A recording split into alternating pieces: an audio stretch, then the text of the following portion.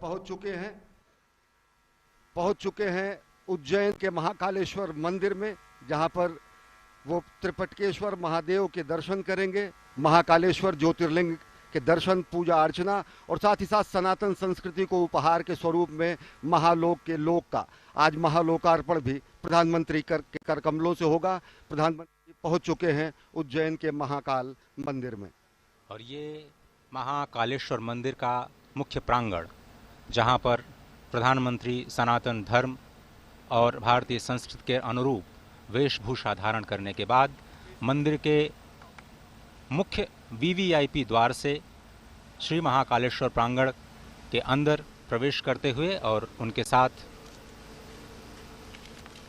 मध्य प्रदेश के राज्यपाल, मध्य प्रदेश के मुख्यमंत्री और देश के नागरिक विमानन मंत्री श्री ज्योतिरादित्य सिंधिया, उज्जैन की नगरी जिसे अवंतिका, उज्जैनी, विशाला, प्रतिकल्पा, कुमुदवंती, स्वर्णशृंगा, अमरावती अनेक नामों से पहचाना जाता है, आज उसके लिए बहुत ही अनोखा दिन, बहुत ही अद्भुत दिन, जहां पर कुछ नई सौगातें इस राज्य को मिलने वाली हैं, इस देश को मिलने वाली हैं। और इस कार्यक्रम के क्रम में हम आपको उन सभी तथ्यों की जानकारी लगातार देते रहेंगे। फिलहाल प्रधानमंत्री श्री महाकालेश्वर के मुख्य मंदिर प्रांगण में, जहां पर वो अब थोड़ी ही देर में विशेष पूजा अर्चना के इस कार्यक्रम का हिस्सा बनेंगे। महाकाल के दरबार में पहुंचे हैं राष्ट्रनायक प्रधानमंत्री नरेंद्र मोदी। महाकाल के दरबार में पहुंचे हैं राष्ट्र निर्माण के संकल्प की सिद्धि के लिए। महाकाल के दरबार में पहुंचे हैं विशेष पूजा अर्चना के लिए, जिससे भारत को जगत गुरु बनाया जा सके, जिससे भारत को आत्मनिर्भर भारत की संकल्पना को साकार किया जा सके, जिससे विकसित भारत के लक्ष्य को हासिल किया जा सके। और प्रधानमंत्री नरेंद्र मोदी इस समय पहुंच चुके हैं गर्भगृह में। आकाशे तारकम लिंगम पाताले हाटकेश्वरम भूलोके च महाकालो लिंगत्रय नमोस्तुते। महाकालेश्वर की महिमा अनंत है। भोलेनाथ शिव शंकर महाकाल के दर्शन करने पहुंचे हैं। अभ्यर्थना, पूजा अर्चना, आराधना और वंदना करने पहुंचे हैं राष्ट्रनायक, जननायक प्रधानमंत्री नरेंद्र मोदी। और इस वक्त आप जो तस्वीरें देख रहे हैं, प्रधानमंत्री मोदी राष्ट्र की ओर से इस संध्या काल के शुभ मुहूर्त में, आज बहुत ही पवित्र दिन, ये इस वक्त जो समय का चयन किया गया है, काल का चयन किया गया है, वो भी बहुत ही महत्वपूर्ण है, क्योंकि आज कृष्ण पक्ष कार्तिक मास द्वितीया की तिथि, जैसा कि आप जानते हैं, भगवान श्री महाकालेश्वर के कपाल पर जो विद्यमान चंद्रमा है वो भी द्वितीया का ही चंद्रमा है, और इसीलिए इसको बहुत ही शुभ, बहुत ही पवित्र माना जाता है। इस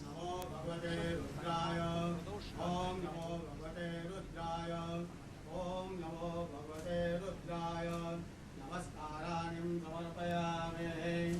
ओम स्वस्ति वाचनम ओम स्वस्ति न इंद्रो वृद्धश्रवाः स्वस्ति नः पूषा विश्ववेदाः स्वस्ति नस्तारक्षो अरिष्टनेमिः स्वस्ति नो बृहस्पतिर्दधातु।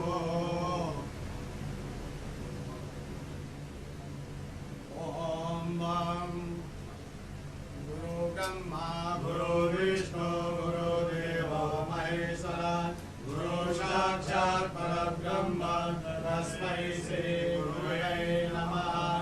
ओम स्वस्ति वाचनम नमस्काराणि समर्पयामि। रुद्राक्षमाला धारणम ओम त्र्यंबकं यजामहे सुगन्धिं पुष्टिवर्धनम् उर्वारुकमिव बन्धनं मृत्योर्मुक्षीयमामृतात्। महामृत्युंजय भगवान रुद्राक्षमाला धारणम् अर्पयामि। नमस्काराणि संकल्पः यदि विष्णु तदा वारो नक्षत्रं विष्णुरेव च योगस्य कर्ण सर्व विष्णुरमयं जगत् विष्णोर्विष्णोर्विष्णोर् श्रीमद्भगवतो महापुरुषस्य विष्णुवाज्ञाः प्रवर्तमानस्य अद्य ब्रह्मणो द्वितीय प्रदाते विष्णुपदे श्रीक्षेत्राः कल्पे सप्तमे वैवस्पतमन्वन्मन्त्रे अष्टामीं योगे कलिकृतं चरणे पूर्वोके भरतवर्षे भरतखण्डे जम्बूदीपे अवन्तिकायां विशालाक्षेत्रे महाकालमणे हर्षद्वीपीठे बौद्धावतारे मासोत्तमासे पुण्यपैत्रमासे कार्तिकमासे कृष्णपक्षे चतुः द्वितीयायां भौमवासरे अमुक शर्माहम् अमुक गोत्रोत्पन्नाहम् मम आत्मना श्रुति स्मृति पुराणोक्त वेदोक्त पुण्य फल प्राप्त्यर्थं समस्त भय व्याधि जरा पीड़ा व्याधि समस्त कष्ट निवारणार्थं मृत्युंजय भगवान महाकालेश्वर ज्योतिर्लिंग देवता प्रसन्नार्थं आदिदेविक आदिभौतिक आध्यात्मिक त्रिवधा तापोपशमनार्थं भगवान स्वयंभो सांब सदाशिवाय नमः। समस्त भारतवर्ष विजय फल प्राप्त्यर्थं विश्व कल्याण हेतु महाकालेश्वर तन्मे मनः शिव संकल्पमासो चरण कमलेभ्यो प्रियं मम नमस्काराणि अर्पयामि नमस्करोमि भगवान सांब सदाशिवाय नमः। अतः ध्यानम् ओम वक्रतुंड महाकाय सूर्यकोटि समप्रभ निर्विघ्नं कुरु मे देव सर्वकार्येषु सर्वदा। ओम गण गणपतये नमः नमस्काराणि अर्पयामि। ओम जयंती मंगलाकाली भद्रकाली कपालिनी दुर्गा क्षमा शिवा धात्री स्वाहा स्वधा नमोस्तुते। मां पार्वत्यै नमः। कार्तिक स्वामी चक्रवाणः संवदन्ति कुमारा विशिखारिव तन्न इन्द्रो बृहस्पतिर्दिते सर्वजजतु विश्वाः सर्वजजतु। कार्तिकेश्वराय नमः सेनापतये नमः नमस्काराणि नंदीगंगा ध्यान कलिते माशोषियानुरभवो भीमो गदाधरः शोभरसनगणेश संक्रन्धनो निधरेतवीरः शतघोषेण अजय साकवीन्द्रः। कार्तिकेश्वराय नमः सांगाय सह परिवाराय नमः सायुधाय सह शक्तिकाय नमः। ध्यानम् अक्षतानि अर्पयामि।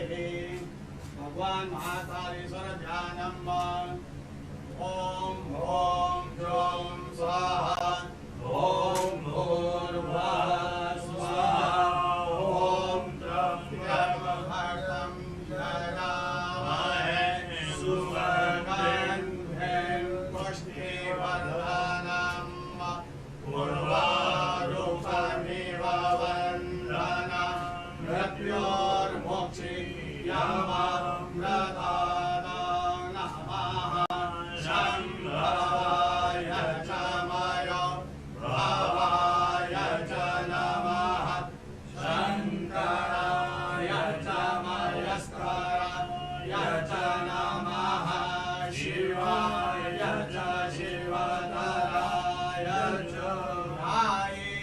नित्यं महेशं नयनगिरिवं चारुचन्द्रावतंसं रत्नाकल्पोज्ज्वलाङ्गं परशुभ्रगवरान् वीर्यहस्तं प्रसन्नं प्रमदमासीनं समन्ताय सुगुणगणै व्यार्यप्रत्यम्बसानां विश्वाद्यं विश्ववन्द्यं विघ्नहरं पञ्चवक्त्रं धिरं। ॐ नमस्ते रुद्रमन्यवभूतोदरिकवे नमः। बाहुभ्यां मुदते नमः। महामृत्युंजय भगवान स्वयंभू महाकालेश्वर ज्योतिर्लिंग देवताभ्यो नमः। ध्यानम् अर्पयामि नमस्काराणि अर्पयामि। चन्दनम्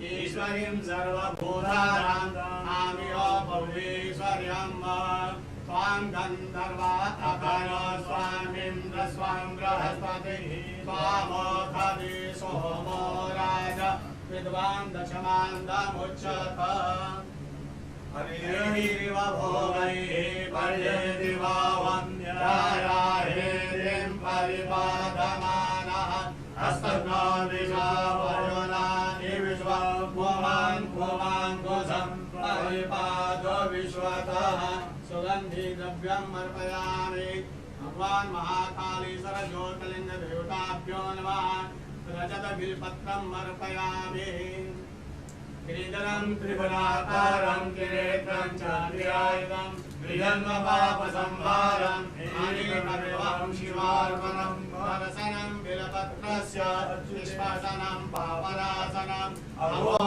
अघोरपापसंहारम् एकबिल्वं शिवार्पणं काशीवासी निवारणं च कालभैरवदर्शनं पाठितन्या महादानम् अनेकबिल्वं शिवार्पणम् ओम नमो बिल्विने च कवचिने च नमो वर्विणे च वरोधिने च नमो श्रुताय च श्रुतसेनाय च नमो ध्वन्द्वभ्याय च हनन्य माल्यादिने मालिद्यादिने प्रभु मया पूजातं पुष्पोऽयं प्रतिगृह्यताम् सेवन्तिका पूर्णचमाकराजय पूर्णगजानकरवेरसार पुष्पै बिल्वप्रसाद तुलसी दलमालदेवी स्वां पूजयामि जगदीश्वरमे प्रसिद्ध पुष्पमालाम् अर्पयामि चक्षुरुहं व्यधरो प्रतिदाव्यन्नं मुखं किमस्य सेत्यं बाहो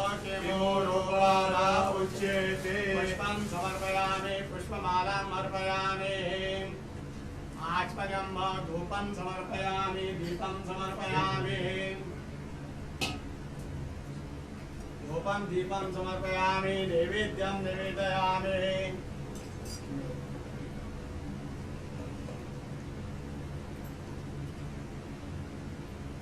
ओम नाभ्या आसीदन्तरिक्षको श्रीकृष्णो समवर्तत पद्याङ्गूर्मिदृशः सोऽन्नालोकामकल्पयन् शर्कराखिलखाद्यानिं दधिषेदकानि च आहारं भक्ष्यभोजनं च नैवेद्यं प्रतिगृह्यत वेलमुद्रां प्रदर्शयत मत्स्यमुद्रां प्रदर्शयत क्रासमुद्रां प्रदर्शयत ओम प्राणाय स्वाहा ओम अपानाय स्वाहा ओम व्यानाय स्वाहा ओम उदानाय स्वाहा ओम समानाय स्वाहा ओम ब्रह्मणे नमः मध्ये पानीयम् अर्पयामि पुनर्ध्यानम् ओम प्राणाय स्वाहा ओम अपानाय स्वाहा ओम व्यानाय स्वाहा ओम उदानाय स्वाहा ओम समानाय स्वाहा ओम ब्रह्मणे नमः ब्रह्मभूर्वस्वरं किं हस्तपक्षारं मुखपक्षारं शुद्धात्मनं दरोद्वर्तनार्थे दिव्यचन्दनम् अर्पयामि ताम्बूलानिं समर्पयामि वस्त्रं समर्पयामि तत्पुरुषं व्यततो कथिताव्यकल्पयन् मुखं किमिशासित्यं बाहो किमोरोपादा उच्यते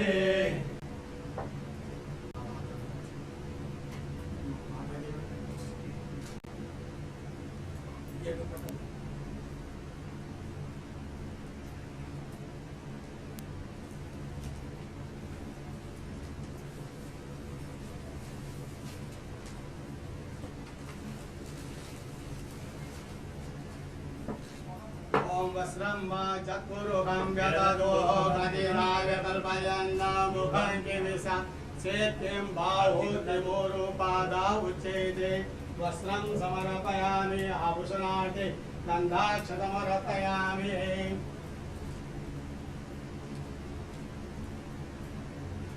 ओम त्र्यंबकं जगामहे सुगन्धिं पुष्टिवर्धनं उर्वारुकमिव वन्दनां मृत्योर्मुक्षीयमामृतात् मृत्युञ्जय भगवान् महाकालेश्वराय नमः वस्त्रं समर्पयामि गन्धाक्षतमर्पयामि आरार्तिकम्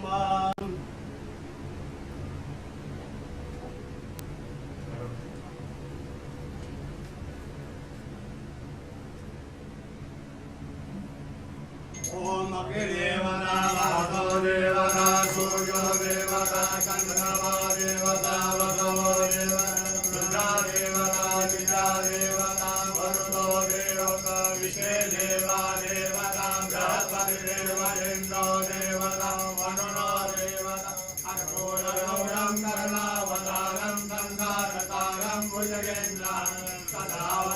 दयालेन्द्रे भवं भवानी सहितं नमः सांगाय सभापरिवाराय नमः सहशक्तिकाय नमः आराधिकं समर्पयामि पार्वत्यै नमः कार्तिकेश्वराय नमः ओम नंदिकेश्वराय नमः सांगाय सभापरिवाराय नमः आराधिकं अर्पयामि शीतलेश्वरनं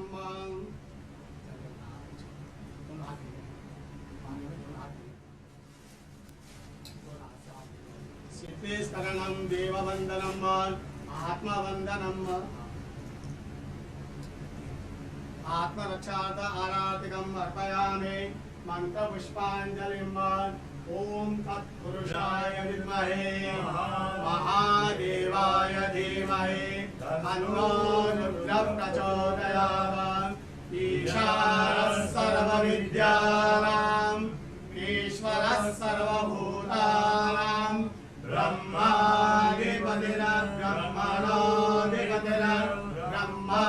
शिवो मे आस्म सदा शिवो मंत्रपुष्पाञ्जलिं अर्पयामि यानि कानि सपापानि धर्मान्तरकृतानि तानि तानि विरक्षन्ते प्रदक्षिणां पदे पदे आवाहनं न जानामि तवार्चनं पूजां चैव न जानामि क्षम्यतां परमेश्वर मंत्रहीनं क्रियाहीनं भक्तिहीनं सुरेश्वर यत्पूजितं मया देव परिपूर्णं तदस्तु यक्षस्य रूपाय जटाधराय नीलाकहस्ताय सनातनाय दिव्याय देवाय दिगंबराय तस्मै यकाराय नमः शिवाय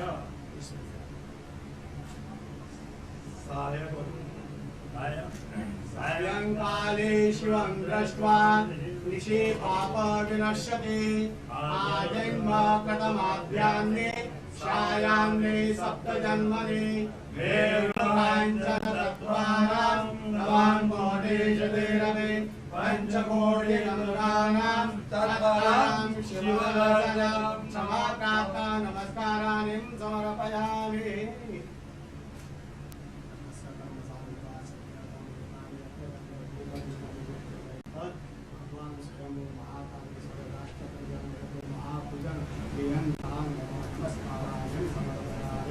नमः पार्वती पते हर हर महादेव महाकाल महाराज की धर्म की जय हो अधर्म का नाश हो प्राणियों में सद्भावना विश्व का कल्याण हो गौ माता की जय हो जय जयकार हो नमः पार्वती पते हर हर महादेव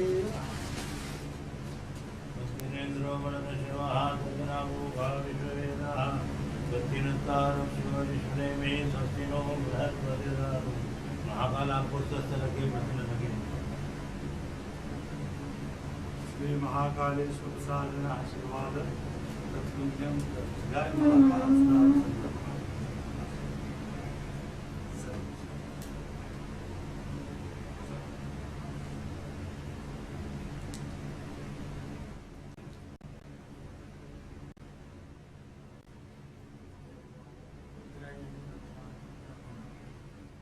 प्रधानमंत्री नरेंद्र मोदी ने विधिवत पूजा अर्चना की।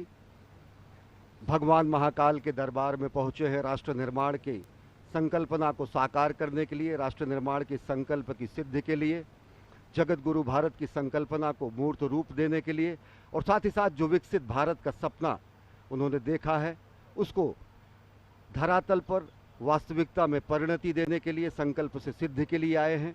ये हमारी ही संस्कृति है अजय, जो कहती है कि धर्म की जय हो, अधर्म का नाश हो, प्राणियों में सद्भावना हो, विश्व का कल्याण हो।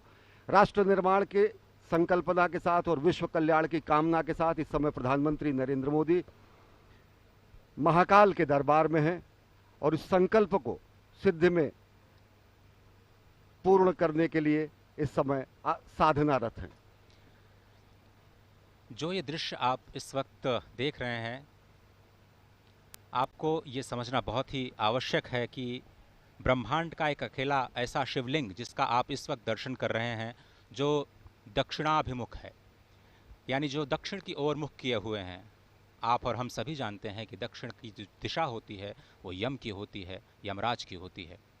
लेकिन जो यम को भी जीत ले, जो काल को भी जीत ले, वही है महाकालेश्वर भगवान आशुतोष। और इस महान शिवलिंग के ठीक ऊपर श्रीयंत्र स्थापित है, जो इस वक्त दृश्य में नहीं दिख रहा है, लेकिन आप उसकी कल्पना कर सकते हैं। वहाँ से बाईं ओर भगवान श्री गणपति विद्यमान हैं, दाईं ओर त्रिशूल के पीछे भगवान कार्तिकेय विद्यमान हैं, और ठीक बीच में माँ पार्वती। पूरा का पूरा जो शिव परिवार इस अद्भुत दक्षिणाभिमुखी ब्रह्मांड के इस अनोखे शिवलिंग में विद्यमान। और इस मंदिर के निर्माण की समय सीमा तो शायद हम आपको बता सकते हैं, लेकिन इस ज्योतिर्लिंग के आविर्भाव की जो समय सीमा है उस तक अभी तक कोई भी पहुंच पाने में समर्थ नहीं हुआ है। और ये जो ध्यान की स्थिति है, जिसमें षडक्षर मंत्र या फिर पंचाक्षरी मंत्र का ध्यान किया जाता है, वो बहुत ही अद्भुत मंत्र, जिसमें हर अक्षर कुछ न कुछ संदेश, कुछ न कुछ शक्ति लेकर के आता है।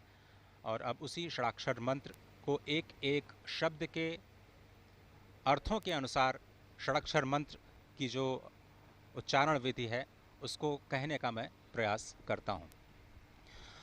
ओंकारं बिंदु संयुक्तं नित्यं ध्यायन्ति योगिनः कामदं मोक्षदं चैव ओंकाराय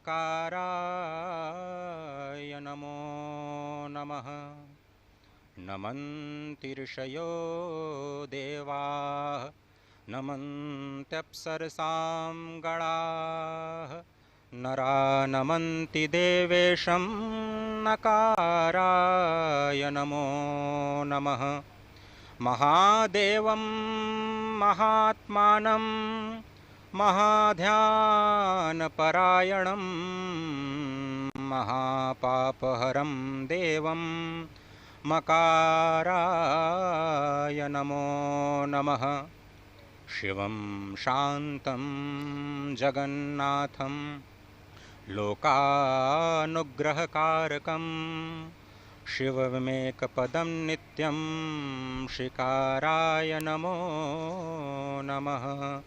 वाहनं वृषभो यस्यः वासुकिः कण्ठभूषणं वामे शक्तिधरं देवं वकाराय नमो नमः। यत्र तत्र स्थितौ देवः सर्वव्यापी महेश्वरः यो गुरुः सर्वदेवानां यकाराय नमो नमः। षडक्षरमिदं स्तोत्रं य पठेत् शिवसन्निधौ शिवलोकमवाप्नोति शिवेन सह मोदते। शिवाय नमः। शिवलिंगाय नमः। और इस ध्यान की मुद्रा में सबसे जो संकल्पना है सनातन संस्कृति की, वो विश्व कल्याण की है, सत्यम शिवम सुंदरम की है। और ओम नमः शिवाय का महाजाप, ये पंचाक्षर जो है, इसका जाप करने से न केवल प्राणी मात्र को ज्ञान, श्री, सिद्धि और सभी मनोकामनाओं की पूर्ति होती है, बल्कि उसके संकल्प की भी सिद्धि होती है। समूचे राष्ट्र की ओर से विकसित राष्ट्र के सपने को साकार करने के लिए, विश्व कल्याण की कामना को चरितार्थ करने के लिए, और भारत को आत्मनिर्भर भारत के साथ साथ एक भारत श्रेष्ठ भारत, समुन्नत भारत और जगत गुरु भारत की संकल्पना को साकार करने के लिए इस समय प्रधानमंत्री नरेंद्र मोदी आराधना कर रहे हैं, साधना कर रहे हैं महाकाल के दरबार में। जो पंचाक्षर हैं ओम नमः शिवाय, इनके अलग अलग शब्दों के अलग अलग अक्षरों के अलग अलग अर्थ होते हैं। नागेंद्र हाराय त्रिलोचनाय भस्मांगरागाय महेश्वराय नित्याय शुद्धाय दिगंबराय तस्मय नकाराय नमः शिवाय। मंदाकिनी सलिल चंदन चर्चिताय नंदीश्वर प्रथमनाथ महेश्वराय मंदार पुष्प बहुपुष्प सुपूजिताय तस्मय मकाराय नमः शिवाय। शिवाय गौरी बदनाब्ज वृंदा सूर्याय दक्षाध्वर नाशकाय श्रीनीलकंठाय वृषध्वजाय तस्मय शिकाराय नमः शिवाय। वशिष्ठ कुंभोद्भव गौतमार्य मुनीन्द्र देवार्चित शेखराय चंद्रार्क वैश्वानरवलोचनाय तस्मय वकाराय नमः शिवाय।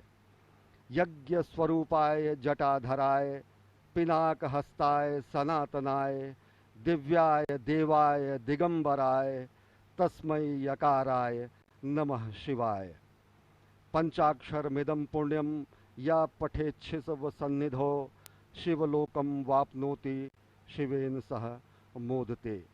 जो सत्यम शिवम सुंदरम की कल्पना है, जो सत्यम शिवम सुंदरम की संकल्पना है, जो सत्यम शिवम सुंदरम की संकल्पना को साकार करने की संकल्प और सिद्धि है, वो और मजबूत होती है और दृढ़ होती है जब हम अपने राष्ट्रनायक को देखते हैं कि प्राण प्रण से राष्ट्र निर्माण में अहर्निश अपना सर्वस्व न्यौछावर करने के लिए स्वयं प्रस्तुत हैं और दूसरों को प्रेरित करते हैं। प्रधानमंत्री नरेंद्र मोदी, कर्मपरायण प्रधानमंत्री नरेंद्र मोदी का ये धर्मपरायण स्वरूप, जो कि समूचे विश्व को सनातन संस्कृति, भारत भारतीयता के रूप में स्थापित करता है, जो भारत भारतीयता के परिभाषा को पूरे विश्व के सामने रखता है, और वो परिभाषा है, हमारी ही संस्कृति है, जो कहती है वसुधैव कुटुंबकम। अजय। भगवान श्री महाकालेश्वर जो काल की सीमा से परे हैं, काल, समय, घड़ी, ये सब कुछ चक्रों में चलता है, चाहे वो दिन का चक्र हो, मास का चक्र हो, वर्ष का चक्र हो, जीवन का चक्र हो या फिर सृष्टि का चक्र। यही चक्र अनंतता का प्रतीक भी है और भगवान श्री महाकालेश्वर इस अनंत के भी पार अपने अस्तित्व को संपूर्ण विश्व, संपूर्ण सृष्टि पर सृजन के माध्यम से, पालन के माध्यम से, संहार के माध्यम से लगातार कर्म करते हुए ये बताते रहते हैं कि ये जो काल और स्थिति, जो कि किसी के भी अस्तित्व का आधार है, इसी की भौतिकता के सीमा के परे चले जाना ही काल का महाकाल बन जाना होता है। और इसी दर्शन के जो पीछे का जो दर्शन है वो अत्यंत ही महत्वपूर्ण है। प्रधानमंत्री नरेंद्र मोदी ज्ञान मुद्रा में इस वक्त ध्यानस्थ भगवान श्री महाकालेश्वर के प्रांगण में, और कहा जाता है कि भगवान शिव योगियों को ही प्राप्त होते हैं और योगी जन उन्हें ध्यान से ही प्राप्त कर पाते हैं।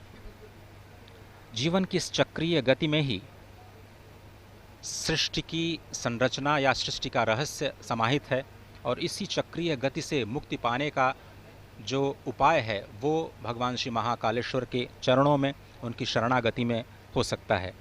ये जो दृश्य है वो सिर्फ संस्कृति नहीं है, सिर्फ संस्कार नहीं है, वो परम विज्ञान है, क्योंकि भगवान महाकालेश्वर स्वयं विज्ञान के देव हैं, संपूर्ण कलाओं के देव हैं। और आपने देखा कि किस तरह से पूजन अर्चन का जो कार्यक्रम है, संध्या के समय में भगवान श्री महाकालेश्वर का जलाभिषेक नहीं किया जाता, और इस परंपरा का पालन करते हुए प्रधानमंत्री मोदी ने संक्षिप्त पूजन अर्चन कर देश और राष्ट्र की ओर से संपूर्ण विश्व के कल्याण और समुद्भव की प्रार्थना की, और इस राष्ट्र को उन्नति और समुद्भव के मार्ग पर जाने की प्रार्थना, वंदना भगवान श्री महाकालेश्वर से। अद्भुत दृश्य। और निश्चित तौर से यह अप्रतिम दृश्य, माँ भारती का भाल, माँ भारती का ललाट गर्व से और उन्नत हो जाता है जब भारत और भारतीयता की धर्मध्वजा पूरे विश्व में लहराती है। और निश्चित तौर से अगर देखें तो भगवान शिव के दरबार में आकर, महाकाल के दरबार में आकर जिस तरीके से राष्ट्र निर्माण के संकल्प की सिद्धि के और ज़्यादा दृढ़ विश्वास होता है। इस समय रक्षा सूत्र बांधा जा रहा है प्रधानमंत्री जननायक राष्ट्र सेवक प्रधानमंत्री नरेंद्र मोदी को। और अगर देखें तो भगवान शिव वास्तव में विलक्षण देव हैं, शिव सत हैं, शिव शाश्वत हैं, शिव आदि हैं, शिव अनादि हैं, शिव अनंत हैं, शिव अंत हैं, शिव आदि योगी हैं, शिव महायोगी हैं, शिव मुक्तिदाता हैं, शिव मोक्षदाता हैं, शिव नाथों के नाथ हैं भगवान भोलेनाथ, और कालों के काल हैं भगवान महाकाल। और भगवान महाकाल के दरबार में पूजा अर्चना आराधना कर प्रधानमंत्री नरेंद्र मोदी इस समय गर्भगृह से प्रस्थान कर रहे हैं। और आज वो सनातन संस्कृति और भारत भारतीयता के एक और प्रकाश स्तंभ का भी लोकार्पण करेंगे। भगवान महाकाल के महालोक का विश्वार्पण होगा, आज लोकार्पण होगा। यह भी सनातन संस्कृति के लक्ष्य से और विश्व में भारत की बढ़ती हुई शक्तिबोध और भारत के नए स्वरूप को परिलक्षित करेगा। इस समय परिक्रमा कर रहे हैं और भगवान शंकर के वाहन नंदी के बगल इस समय ध्यान कर रहे हैं प्रधानमंत्री नरेंद्र मोदी। और निश्चित तौर से जो हमारी संकल्पना है कि सर्वे भवन्तु सुखिनः, सर्वे सन्तु निरामयः, सर्वे भद्राणि पश्यन्तु, माँ कश्चित् दुर्भाग भवेत्, ये प्रार्थना, ये अभ्यर्थना, ये आराधना प्रधानमंत्री नरेंद्र मोदी की। भगवान श्री नंदीश्वर को स्वयं धर्म का स्वरूप माना जाता है। अपनी मान्यता को, अपनी कामनाओं को भगवान श्री नंदीश्वर के कान में कहने की जो प्रथा है वो अत्यंत प्राचीन है। भगवान शिव से कुछ कहना होता है तो भगवान श्री नंदीश्वर का आश्रय लेकर के भक्त उनके कानों में अपनी मनोकामना को कहते हैं और वही ध्यान, वही कामना, वही स्तुति इस वक्त साक्षात धर्म के स्वरूप नंदीश्वर भगवान के समीप बैठ कर के प्रधानमंत्री मोदी कहते हुए। और अनोखा दृश्य देखिए कि भगवान नंदीश्वर, कितना अद्भुत भाग्य है उनका कि वो सदा भगवान शिव के सम्मुख ही रहते हैं। और इस स्वयंभू शिवलिंग की एक अद्भुत महत्ता एक और भी है कि जब भगवान सूर्य की किरणें उज्जैन में पहली बार आती हैं तो वो इसी शिवलिंग का अभिषेक करती हैं। भगवान सूर्य की किरणें जब अस्ताचल की तरफ जाती हैं तो स्वयं इस शिवलिंग का अभिषेक करती हुई जाती हैं।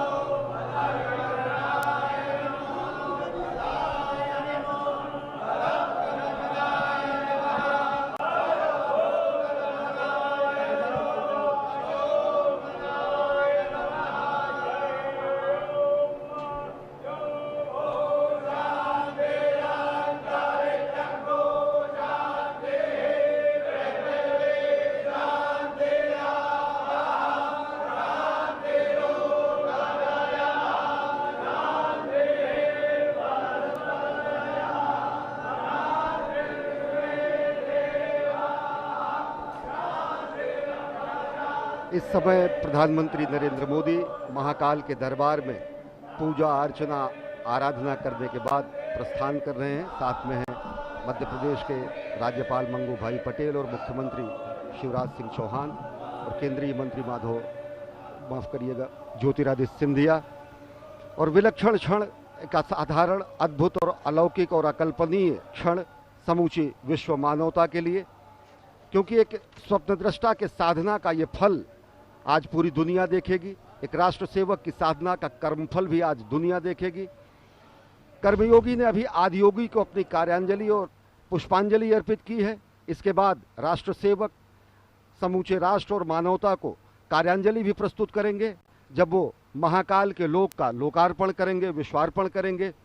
और इस समय प्रधानमंत्री नरेंद्र मोदी सनातन संस्कृति के संवाहक के रूप में, जननायक के रूप में, राष्ट्रनायक के रूप में, भारत भारतीयता के ध्वजवाहक के रूप में महाकाल के दरबार में पहुंचे हैं और पूजा अर्चना कर अब यहाँ से महालोक के लोकार्पण के लिए प्रस्थान कर रहे हैं। इस वक्त जो आप दृश्य देख रहे हैं, आपने एक चीज़ महसूस की होगी कि प्रधानमंत्री नीचे महाकालेश्वर के शिवलिंग से ऊपर आए हैं। ये बहुत ही समझने की बात है कि ये जो शिवलिंग है वो धरती के नीचे विद्यमान है।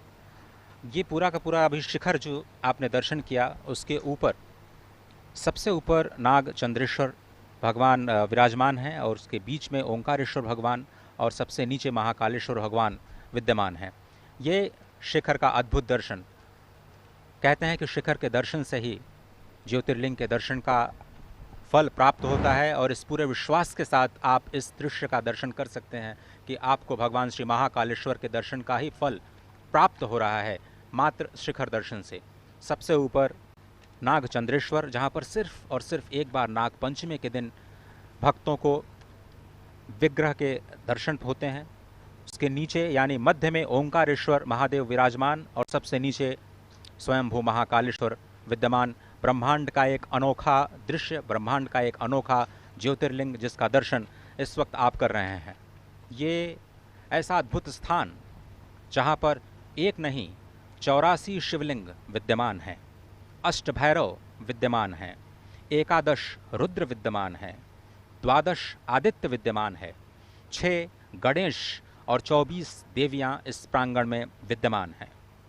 क्षिप्रा, नीलगंगा, नव नदी और गंधवती, ये 4 पुण्य सलिला अत्यंत पवित्र नदियां यहाँ पर विद्यमान हैं। देवमंडल तीर्थ एक योजन में विस्तार प्राप्त करता है। एक योजन मतलब समझे आप करीब 12 किलोमीटर की परिधि, इसको कहा जाता है कि ये स्वयंभू ज्योतिर्लिंग का परिधि। ब्रह्मा विष्णु साक्षात यहाँ पर विद्यमान हैं, भगवान शिव तो विद्यमान है ही हैं। भगवान विष्णु कहा जाता है यहाँ पर 10 नामों में से 10 विग्रह के रूप में विद्यमान है, और स्वयं इस अवंतिका को विष्णुपादा कहा जाता है, यानी भगवान श्री विष्णु के पद चिन्ह के रूप में इसे माना जाता है। और ये 10 विग्रह जो नारायण यहाँ पर विद्यमान हैं, उनके नाम लेने से, नाम के श्रवण करने से भी अत्यंत पाप नाशन की ये जो नाम है वो बहुत ही पवित्र माने जाते हैं, और वो नाम श्रवण करना बहुत आवश्यक हो जाता है इस मंदिर के परिसर से। वो नाम हैं वासुदेव, अनंत, बलराम, जनार्दन, नारायण, ऋषिकेश, वाराह, धरणीधर, वामन और शेषशायी।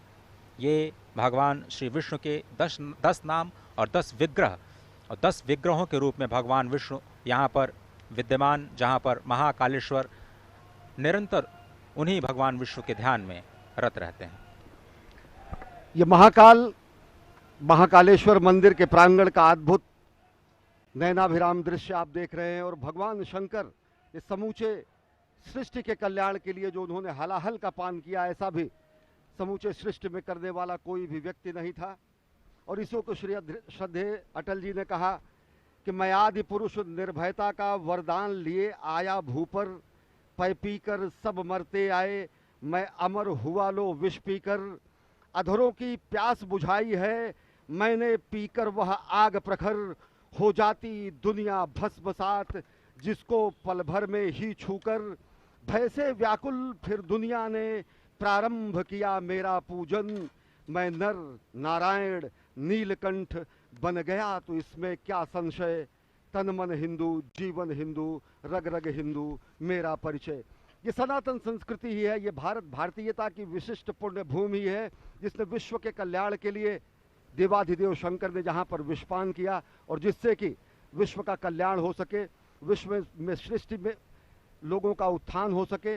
और जब विलक्षण ऐसे विश्व के कल्याण के लिए अपने अस्थियों का भी दान करने वाले महापुरुष यहाँ हुए, यहाँ पर अनेकानेक सिद्धांतों का मानवतावाद के संकेंद्र के रूप में अनेक मनीषियों ने अपना जीवन तर्पण कर दिया।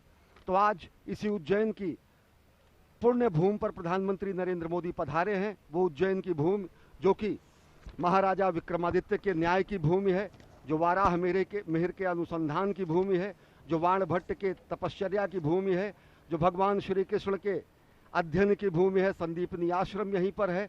और निश्चित तौर से धरती का नाभिकेंद्र कहा जाने वाला उज्जैन आज एक और आयाम अपने में जोड़ने जा रहा है, क्योंकि महाकाल के दरबार में पूजा अर्चना के बाद अब प्रधानमंत्री नरेंद्र मोदी प्रस्थान कर चुके हैं महाकाल के लोक का महालोकार्पण करने के लिए, जो कि अपने में विलक्षण है, अद्भुत है और साथ ही साथ समूची भारत भारतीयता को अपने में समेटे है।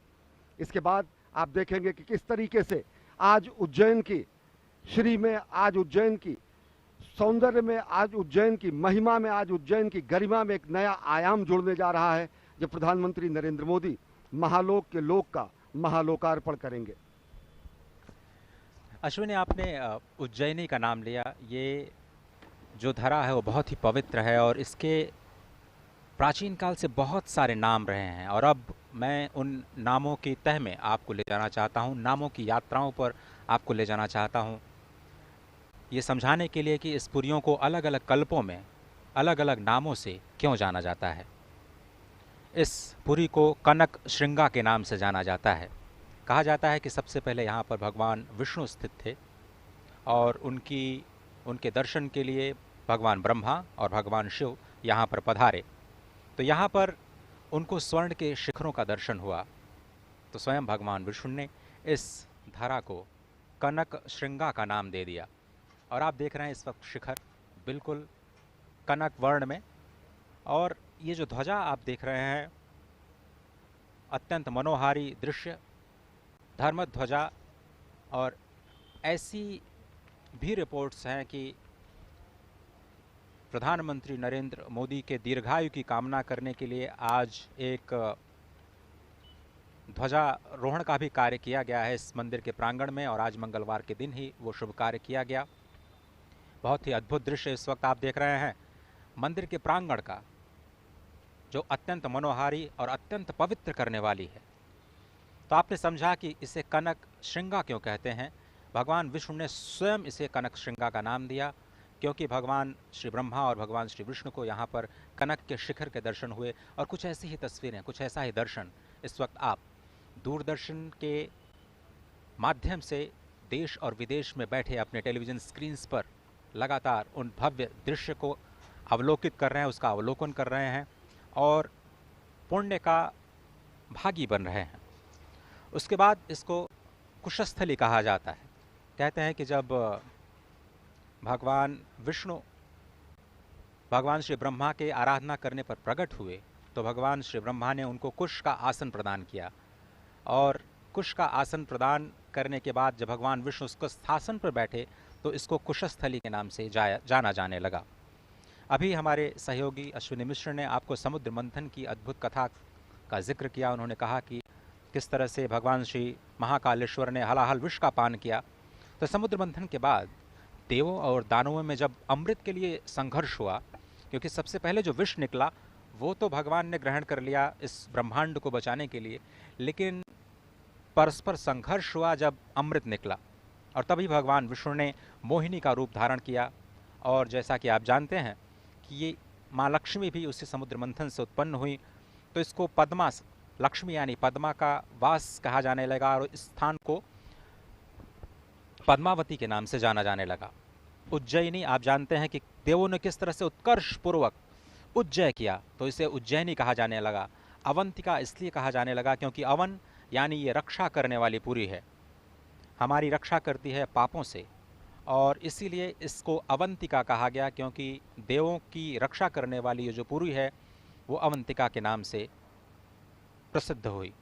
कालांतर में ऋषि लोमश ने यहाँ पर घोर तपस्या की और इस पुरी में उनको अमावस्या की रात्रि में भी यहाँ पर एक चंद्रिका जैसी छिटकी हुई दिखाई दी, और इसके लिए इसे कौदमी पूर्ण यानी कुमुद्वती कहा गया। अद्भुत दृश्य आप देख रहे हैं, कुमुद्वती में अवस्थित, अवंतिका में अवस्थित, उज्जैनी में अवस्थित, पद्मावती में अवस्थित, कुशस्थली में अवस्थित, कनक श्रृंगा में अवस्थित, और सबसे अंत में अमरावती, क्योंकि यहाँ पर भगवान अदिति, माता अदिति और भगवान कश्यप ने यहाँ पर हजारों वर्ष तपस्या करने के बाद देवताओं को जन्म दिया जो अमरत्व को प्राप्त हुए, इसलिए इस धरा को अमरावती भी कहा जाता है। तो ये जो विहंगम दृश्य आप देख रहे हैं, मंदिर के नीचे जो कोटि तीर्थ है उसके भी आप दृश्य देख रहे हैं। मंदिर के ठीक दाहिनी तरफ एक जो कुंड दिखाई दे रहा है, वहीं से भगवान का जलाभिषेक उस जल से किया जाता है, और कहा जाता है कि महाभारत काल में स्वयं भीम ने यहाँ पर स्नान करके शिव का जलाभिषेक किया था। और उसके साथ जो एक बहुत लंबी सी नदी की श्रृंखला आपको दिखाई दे रही है वो यहाँ का रुद्र सरोवर, जो कि 7 सरोवरों में बहुत ही प्रसिद्ध, बहुत ही पुण्यकारी। नयनाभिराम दृश्य, मनोहारी दृश्य, आंखों में रच बस जाने वाला दृश्य, क्योंकि आज महाकाल की नगरी में प्रधान सेवक राष्ट्रनायक प्रधानमंत्री नरेंद्र मोदी महाकाल के लोक का महालोकार्पण करने पहुंचे हैं। अजय, निश्चित तौर से मैं लोभ संवरण नहीं कर पा रहा हूं। जितनी सनातन संस्कृति जितनी हमारी प्राचीन है और जिस तरीके से हमारी सनातन संस्कृति ने समूचे विश्व को अनेक उपहार दिए, उसके लिए विश्व की समूची सभ्यता ऋणी रहेगी। अगर देखें तो जब पश्चिम ने वनफल खाकर छाल पहनकर लाज बचाई, तब भारत में सामगान का स्वर्गिक स्वर था दिया सुनाई। जब पश्चिमी देश वनों जंगलों में रहकर छाल पहनकर अपनी लाज बचाने आदिमानव के रूप में रहा करते थे, तो हजारों सहस्राब्दियों पहले वेदों का गान, वेदों के ऋचाओं का निर्माण इन्हीं पुण्य सलिला, गंगा, यमुना, क्षिप्रा, उज्जैनी, काशी, कांची, अवंतिका, इन सभी नगरियों में हुआ, जो कि समूचे विश्व के लिए अनुपम उपहार है। और निश्चित तौर से अगर देखें तो दुनिया का इतिहास पूछता, रोम कहाँ, यूनान कहाँ है, घर घर में शुभ अग्नि जलाता वह उन्नत ईरान कहाँ है, दीप बुझे पश्चिमी गगन के जब व्याप्त हुआ बर्बर अधियारा, किंतु चीर कर तम की छाती चमका हिंदुस्तान हमारा। तो आज ये जो दृश्य देख रहे हैं, ये हिंदुस्तान की आभा को नए विश्व पटल पर स्थापित कर रहे हैं। आज चमकते हुए हिंदुस्तान के नए स्वरूप को आप देख रहे हैं। आज महाकाल के दरबार से समूचा विश्व देख रहा है कि यह औपनिवेशिक काल का ये प्रभाव था अजय, कि जब ग्रीनविच मीन टाइम होने लगा। दर्शकों को हम जरूर बताना चाहेंगे कि नाभि केंद्र के रूप में विशिष्ट स्थान रखने वाला तकरीबन 23.5 अक्षांश और 75 देशांतर पर स्थित यह उज्जैन की नगरी कालगणना के लिए सर्वोच्च नगरी मानी जाती थी। वाराह मिहिर ने अपने ग्रंथों की यहाँ रचना की। यहाँ पर राजाओं ने अपनी वेधशालाओं की स्थापना की। और अगर देखें तो ये मनीषियों की धरती रही, ये तपश्चर्या की धरती रही, ये तप की धरती रही, ये मनीषियों के उद्गम की धरती रही। और निश्चित तौर से आज उज्जैन एक नया आयाम जोड़ने जा रहा है। और विशिष्ट स्थिति उज्जैन की इसलिए भी है क्योंकि अगर देखें तो जब उत्तरायण सूर्य होता है और उत्तरी ध्रुव पर अगर देखें तो 6 महीने की रात होती है, तो तकरीबन 3 महीने बाद उज्जैन पर हमेशा सूर्य चमकता रहता है। यह औपनिवेशिक काल का परिणाम था कि ग्रीनिच मीन टाइम 0 देशांतर लंदन से होकर गुजरता था। लेकिन औपनिवेशिक काल के पहले भी अगर अजय देखें तो जब सनातन संस्कृति और विश्व संस्कृति का प्रादुर्भाव हुआ करता था, तो 0 देशांतर की जो गमन होता था, जो 0 देशांतर की जो स्थिति होती थी, जो विश्व गणना काल गणना के लिए 0 देशांतर माना जाता था, तो वो उज्जैन से ही जाता था।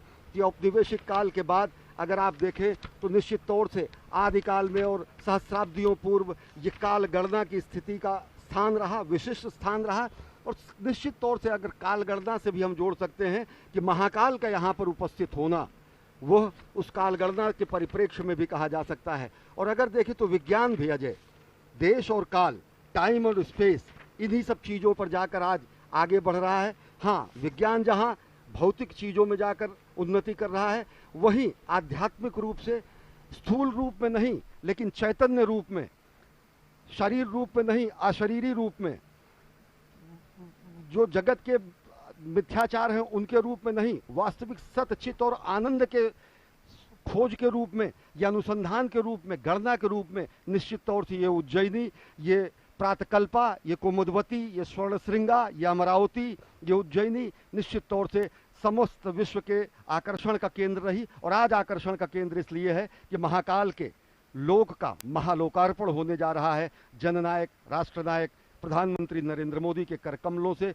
जो कि सपना जिन्होंने देखा है विकसित भारत बनाने का 2047 तक, जिन्होंने उद्घोष किया है आत्मनिर्भर भारत का, और जो प्राण प्रण से अपने जीवन के क्षण क्षण को राष्ट्र के निर्माण में समर्पित किए हैं और दूसरों को प्रेरित भी करते हैं। अजय, ये बहुत ही अद्भुत दृश्य जो इस वक्त आप देख रहे हैं, मैं अश्विनी जी बहुत ही अपने आप को सौभाग्यशाली समझ रहा हूँ इस वक्त कि मैं इस धरा पर बैठ करके इस पल का साक्षी हूँ जहाँ पर मेरे समक्ष भगवान श्री महाकालेश्वर यहाँ से सिर्फ और सिर्फ 900 मीटर की दूरी पर स्थित, क्योंकि इस वक्त हम कॉरिडोर के बिल्कुल उस स्थान पर मौजूद हैं जहाँ से इस नए कॉरिडोर का, जिसे हम महाकाल लोक कह रहे हैं, जिसका लोकार्पण आज किया जाना है। अब से थोड़ी ही देर में राष्ट्र को समर्पित किया जाना है। स्वयं श्री महाकालेश्वर के सम्मुख बैठ करके इस क्षेत्र की महिमा का बखान करना, इससे बड़ा सौभाग्य क्या हो सकता है। और जिस तरह से हमने कहा कि आज तो द्वितीया की तिथि है, द्वितीया का चंद्रमा स्वयं भगवान श्री महादेव के भाल पर विराजमान रहता है, और इसीलिए कहा जाता है कि आज के दिन अगर आप चंद्र दर्शन कर लेते हैं तो भगवान महादेव के दर्शन का फल आपको प्राप्त होता है। आज वही पुण्यतिथि, अभी थोड़ी देर पहले प्रदोष काल में आपने देखा कि प्रधानमंत्री मोदी ने यहाँ पर पूजन अर्चन का जो कार्यक्रम है वो राष्ट्र की तरफ से संपन्न किया। ये जो तस्वीरें आप देख रहे हैं, ये आपके जीवन में सामान्य तस्वीरें नहीं हैं, ये बहुत ही अद्भुत आध्यात्मिक शक्ति से परिपूर्ण तस्वीरें, जो कि दूरदर्शन के तकनीकी सहयोग के माध्यम से आपके घर घर में आपके पास तक पहुंच रही हैं। और आपको बताएं, यहाँ पर दूरदर्शन परिवार ने 30 से ज़्यादा high quality, high definition cameras का इस्तेमाल किया है। अद्भुत तकनीक का इस्तेमाल इस वक्त आप देख रहे हैं। कनक श्रृंगा भगवान महाकालेश्वर के शिखर को किस तरह से समाहित करने की कोशिश की गई है। शिखर और ज्योतिर्लिंग का एक साथ दर्शन कर पाना, ये तकनीक के ही माध्यम से संभव हो पाया है। इस वक्त आप देख रहे हैं बहुत ही विहंगम दृश्य। और एक और तथ्य की ओर मैं आप सभी दर्शकों का ध्यान आकर्षित करना चाहता हूं कि ये सिर्फ और सिर्फ यही क्षेत्र है जो कि विशिष्ट है सभी 12 ज्योतिर्लिंगों में। और क्यों ये विशिष्ट है, ये समझना बहुत ही आवश्यक है, क्योंकि यही ज्योतिर्लिंग है जो कि 5 स्वरूपों में आपको स्पष्ट नजर आता है। ये देखिए विहंगम दृश्य। मैं इसलिए बार बार ये कह रहा हूँ कि इसी ज्योतिर्लिंग को क्षेत्र कहा जाता है, इसी ज्योतिर्लिंग को पीठ भी कहा जाता है, इसी ज्योतिर्लिंग को स्मशान भी कहा जाता है। सिर्फ यही ज्योतिर्लिंग है जिसे महाकाल वन की संज्ञा दी जाती है, और इसी क्षेत्र को ऊसर क्षेत्र कहा जाता है। ये जो पंच प्राण आप कह सकते हैं, ये जो पंच तत्व आप कह सकते हैं, सिर्फ और सिर्फ इसी ज्योतिर्लिंग की धारा पर विद्यमान है, जो क्षेत्र, पीठ, ऊसर, स्मशान और वन एक साथ अपने आप में समाहित करता है। तो इसको ऐसा क्यों कहा जाता है, ये समझने की जरूरत है। कहते हैं क्षीयते पातकम यस्मात् तेदेनम क्षेत्र मुच्यते, जहाँ पर आपके सभी पापों का क्षय हो जाए, इसलिए इसको क्षेत्र कहा जाता है। तस्मात् स्थानांच मांत्रणाम पीठन्ते नैव कथ्यते, यहाँ पर 24 देवियों का वास है, माँ हरसिद्धि का वास है, इसलिए इसको पीठ कहा जाता है। 51 शक्तिपीठों में माँ हरसिद्धि यहाँ पर स्वयं विद्यमान, कहते हैं माँ आदिशक्ति की कोहनी यहाँ पर गिरी थी, इसलिए इसको पीठ कहा जाता है। मृता पुनर्जायन्ते तेदेन मूषरम स्मृतम, ये बहुत ही समझने की बात है अश्विनी की। जो ऊसर शब्द होता है उसको हम नकारात्मक कहते हैं, जहाँ पर कोई उत्पादन संभव नहीं है उस भूमि को हम ऊसर भूमि कहते हैं। इस क्षेत्र को भी ऊसर भूमि कहा जाता है, क्योंकि यहाँ पर अगर आपकी मृत्यु हो गई तो आपका पुनर्जन्म नहीं होता है, इसलिए ये क्षेत्र ऊसर है। और ऊसर शब्द का इतना सकारात्मक प्रयोग आज तक मैंने अपने जीवन में नहीं देखा, जो आपको जन्म और मृत्यु की अजस्र अनादि अनंत परंपरा से परिच्छेद करके आपको मोक्ष की स्थिति में ले जाता है, इसलिए यह क्षेत्र ऊसर कहा जाता है। और भगवान शिव को बहुत ही ये प्रिय है। स्मशान महाकाल के रूप में यहाँ विद्यमान होते हैं, इसलिए इसको स्मशान भी कहा जाता है, और अंत में इसको कहा जाता है महाकाल वन। तो अभी थोड़ी दिन पहले हमने एक महापर्व मनाया शरद पूर्णिमा का। शरद पूर्णिमा को अत्यंत मनोहारी, अत्यंत पवित्र दिन माना जाता है सनातन धर्म की संस्कृति में। 2 दिन पहले ही ये शरद पूर्णिमा का जो पर्व है, हमने देखा वृंदावन में इसकी बहुत महत्ता है। अगर आप उस दिन वृंदावन में होते हैं तो वो बहुत ही महत्व का दिन होता है। और उसके बाद जो वृंदावन नहीं तो कम से कम महाकाल वन में हम लोग तो आ ही चुके हैं, और भगवान श्री महाकालेश्वर ने स्वयं हमें बुलाया। ये मनोहारी दृश्य, और इससे पहले आपने मुझे खुद ये बताया था कि रुद्र सागर जो कि उज्जैन में महाकाल के मंदिर के प्रांगण से ही सन्निध है और बगल में ही है, ये उज्जैन के महासागर में इससे पूर्व जो लोगों ने वो टापू सदृश जगह देखी, पौराणिक मान्यताओं के अनुसार वो महाराजा विक्रमादित्य के सिंहासन की स्थिति है, वो मानी जाती है, यहाँ के लोगों का मत है। और ऐसा लोगों पे रुद्र सागर में जो हमने नयनाभिराम दृश्य देखा, वो टापू सदृश वो स्थान देखा तो वो स्थान था जो कि महाराजा विक्रमादित्य जी जहां पर अपना सिंहासन लगाते थे, जिन्होंने न्याय की नई परिभाषा दी और बेहद मनोहारी दृश्य। अजय, यहाँ पर एक और बात मैं कहना चाहूंगा, जिस तरीके से प्रधानमंत्री नरेंद्र मोदी सभी गुलामी के प्रतीकों को समाप्त करने का उन्होंने प्रण लिया है, एक मेरी जनमानस के हिसाब से एक अभ्यर्थना है, प्रार्थना है और लोगों की ऐसी आकांक्षा है कि अगर देखें तो जो इतिहास का जिस तरीके से लेखन हुआ है, समूचे प्राचीन भारत के इतिहास को अगर आप पढ़ें तो 56 ईसा पूर्व, जबकि विक्रम संवत होने का साष्टांग प्रमाण है, सीधा प्रमाण है, विक्रम संवत होने का सीधा सार्थक प्रमाण है, लेकिन कहीं भी भारत के प्राचीन इतिहास में महाराजा विक्रमादित्य का उल्लेख नहीं मिलता है। संवत उनके नाम से चलता है। ये महाकाल की नगरी के वो राजा रहे हैं। विक्रम संवत के साथ साथ उनकी न्यायप्रियता की कहानियां दंत कथाओं में बेताल पच्चीसी के रूप में लोग जानते हैं, उनके दंत कथाओं में वो जीवित हैं। लेकिन अफसोस ये कि महाराजा विक्रमादित्य हमारे इतिहास में नहीं है। और उससे भी बड़ी बात, हमारा जो संवत है वो शक संवत से चलता है। जनमानस की अपेक्षा है कि जिस तरीके से गुलामी के प्रतीकों सबको समाप्त किया जा रहा है, वैसे ही भारत का अगर काल गणना शक संवत की जगह विक्रम संवत से भी हो, जो कि 56 ईसा पूर्व होने का है, तो वो भी जनमानस के लिए बेहद श्लाघनीय प्रयास होगा, एक हर्ष और उत्साह पैदा करने वाला होगा। क्योंकि इससे बड़ी कोई विडंबना नहीं हो सकती कि आपके इतिहास में उज्जैन नगरी के राजाधिपत और न्यायप्रिय राजा के रूप में दंत कथाओं में प्रचलित और सभी रूप से लोगों के लिए स्वर्णकाल के रूप में राजा के दंड और राजा के नियम और राजा के शासन के स्वर्णकाल और अंतिम लक्ष्य के रूप में व्याख्यायित किए गए हमारे राजा विक्रमादित्य हमारे इतिहास में नहीं है। तो निश्चित तौर से उनके नाम पर चलने वाला ये संवत, जो कि 56 ईसा पूर्व, ईसा से भी 56 वर्ष पूर्व होने की बात कही जाती है, तो वह उनके ऐतिहासिकता को तो प्रमाणित करता है और साथ ही साथ अनुसंधानकर्ताओं को, मनीषियों को, विद्वानों को, इतिहासकारों के सामने ये चुनौती भी है कि भले ही शिलालेख न मिले, अगर शिलालेख न मिले होते तो पुष्यमित्र शुंग को कोई नहीं जानता, सातवाहन को कोई नहीं जानता, कनिष्क को कोई नहीं जानता, लेकिन अगर जो चीज़ें उद्घाटित नहीं हुई हैं उनका उद्घाटन भी करना, भारतीय मनीषा और भारतीय संस्कार के प्रतीकों और उनके उद्घाटन करना, उनके लिए अनुसंधान करना, यह भी हमारा आपका ही दायित्व है, अनुसंधानकर्ताओं का दायित्व है। और निश्चित तौर से महाराजा विक्रमादित्य की इस नगरी में आज ये महा आयोजन हो रहा है। प्रधानमंत्री नरेंद्र मोदी धीरे धीरे पहुंच चुके हैं महाकाल के लोक का महालोकार्पण करने के लिए। ये तकरीबन 940 मीटर लंबा और 108 विशिष्ट स्तंभों पर बना हुआ ये विशिष्ट स्थान है, जो कि महाकाल के मंदिर की महिमा और गरिमा में एक नया अद्भुत अकल्पनीय आयाम जोड़ता है। नयनाभिराम दृश्य आप देख रहे हैं, किस तरीके से प्रदीप्त जो आपने दृश्य दिखाया था, एक बार मैं फिर से दर्शकों को बताना चाहता हूं कि इस दृश्य को अगर हम समझा पाएं तो जो ये बीच में काला हिस्सा दिख रहा है उसी टापू का जिक्र आपने किया था। ये रुद्र सरोवर, जिसका दर्शन बहुत ही मनोहारी, बहुत ही पापनाशक कहा जाता है। ये जो दृश्य आप देख रहे हैं, इसी टापू पर जो हमारे जो राजा विक्रमादित्य है उनका सिंहासन यहाँ पर स्थापित, और उन्होंने ये बताने के लिए कि यहाँ के तो राजा धीराज जो हैं वो महाकालेश्वर हैं, और इसलिए उनके प्रांगण में मैं अपने सिंहासन को स्थापित करता हूँ और न्याय की प्रतिज्ञा करता हूँ।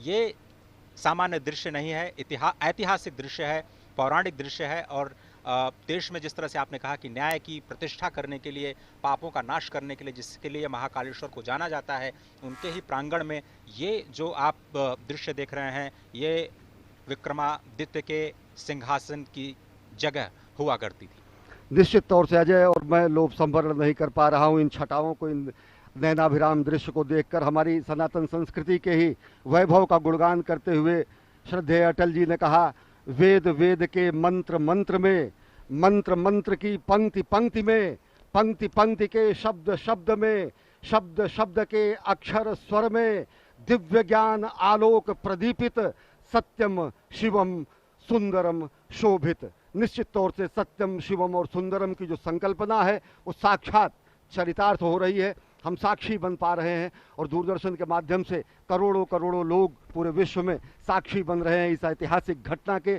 महाकाल के दरबार में महाकाल के महालोक का महालोकार्पण करने जा रहे हैं प्रधानमंत्री, और प्रधानमंत्री नरेंद्र मोदी पहुंच चुके हैं इस समय महाकाल के महालोक का लोकार्पण करने के लिए। उपस्थित जन समुदाय का, मनीषियों का, अभिवादन स्वीकार कर रहे हैं प्रधानमंत्री नरेंद्र मोदी, और उनका स्वागत डमरू ध्वन से, घंटा ध्वन से, निनाद से और अनहद नाद से। सही कहा आपने। और तक का जो सफर है प्रधानमंत्री का वो पूरा हुआ और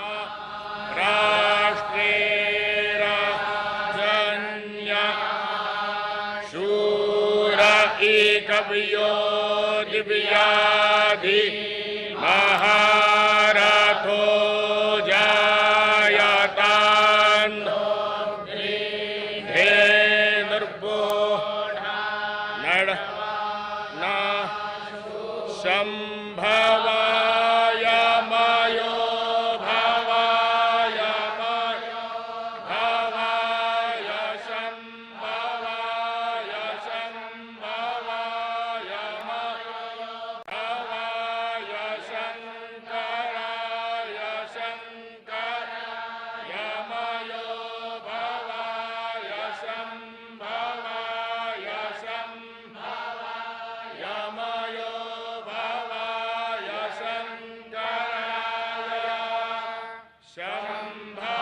संभवायेति संभवाय संभवाय शंकराय शंकराय मयो भवाय शंकराय मयस्कराय मयहकराय शंकराय मयो भवाय शंकराय मयस्कराय मयो भवायेति मयः भवाय शंकराय मयस्कराय मयहकराय शंकराय शंकराय मयस्कराय शिवाय शिवाय मयहकराय शंकराय शंकराय मयस्कराय शिवाय शंकरायेति शंकराय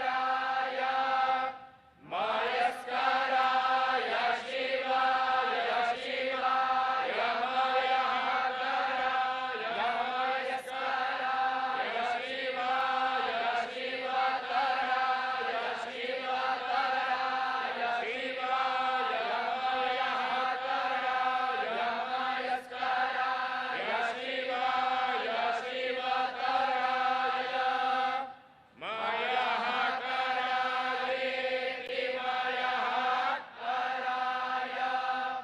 शिवाय शिवतराय शिवतराय शिवाय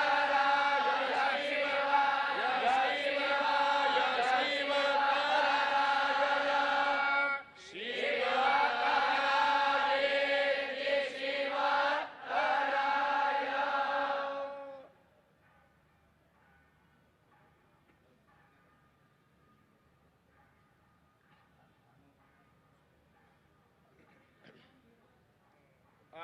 नो भद्राः क्रतवो जन्तु विश्वतो रब्धासो अपरीकास उद्भिदाः देवानां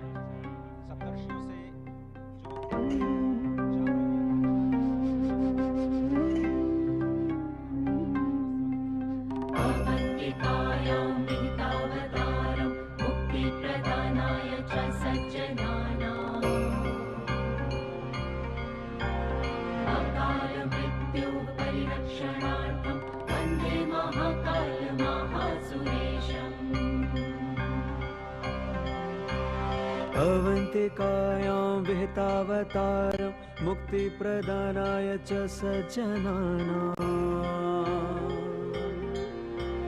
अकाल मृत्योः परिरक्षणार्थं वन्दे महाकाल महासुरेशम्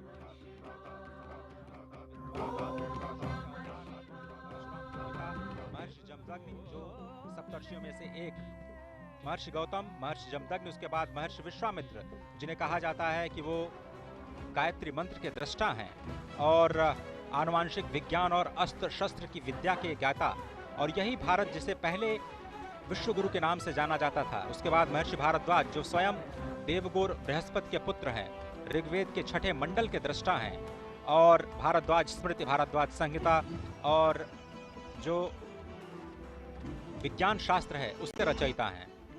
साथ ही महर्षि अत्रि, जो कि ब्रह्मदेव के नेत्र से उत्पन्न है, ऋग्वेद के 5वें मंडल के दृष्टा और वनवासी श्री राम के मार्गदर्शक। और अत्रि, इस वक्त आप जो तस्वीरें देख रहे हैं ये महाकाल पथ की तस्वीरें, जिसमें इस वक्त मंडपम जिसे कहा जाता है, और ये बहुत ही अत्यंत मनोहारी दृश्य त्रिपुर वध का।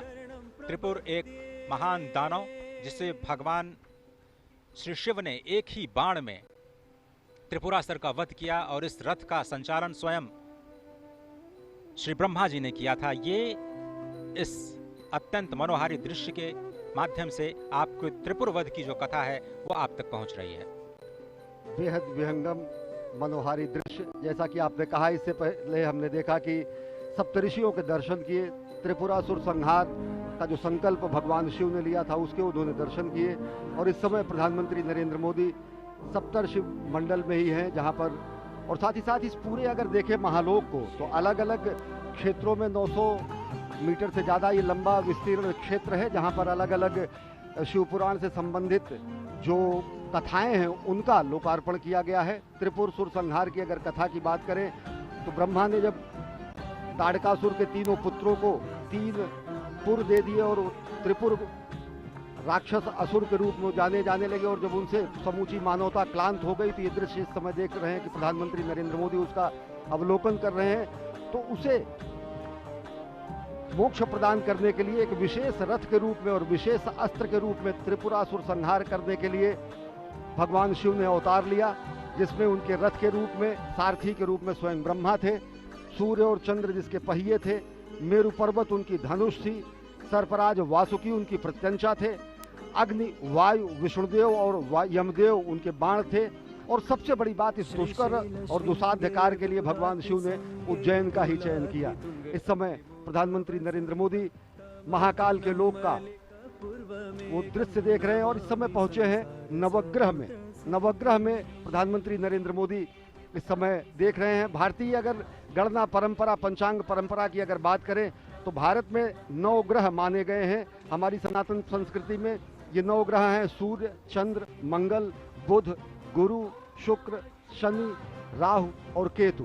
कालांतर में जो विज्ञान ने भी 9 ग्रह माने, उनमें चंद्रमा उपग्रह के रूप में रहा और सूर्य तारा के रूप में रहा, लेकिन नवग्रह के रूप में हमारी जो सनातन संस्कृति की जो गणनाएं रही उसका भी यहाँ पर बहुत शानदार वर्णन और विवेचन किया गया। और ये जो आप नयनाभिराम अप्रतिम दृश्य देख रहे हैं अजय, देखें तो किस तरीके से रक्षा सूत्र में बना हुआ भगवान शिव का ये शिवलिंग यहाँ पर रखा गया है। और निश्चित तौर से इसके पीछे की जो अवधारणा होगी कि एकता के सूत्र में हम समूचे देश को बांधे, धर्म धर्मांतर मत मतांतर को किनारे रखते हुए एक रक्षा सूत्र के रूप में यहाँ पर उपस्थित भगवान शिव का ये महालिंग ये बताता है कि किस तरीके से हम राष्ट्र की एकता के लिए, राष्ट्र को एकता के सूत्र में बांधने के लिए हम तत्पर हैं।